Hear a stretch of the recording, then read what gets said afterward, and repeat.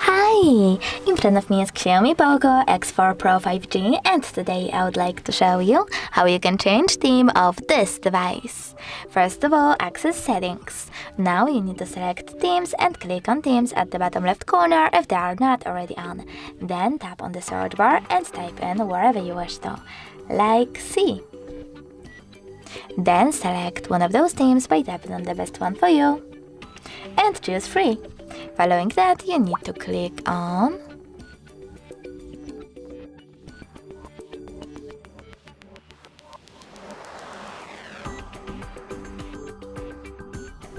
apply over here and wait. Now when I click home button, as you can see, theme of my device has changed.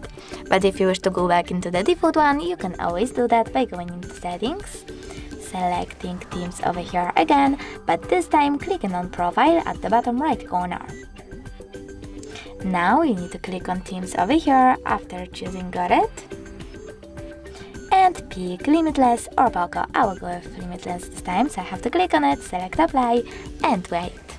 Thanks so much for watching. If you enjoyed this video, don't forget to leave a like, comment and subscribe. Bye!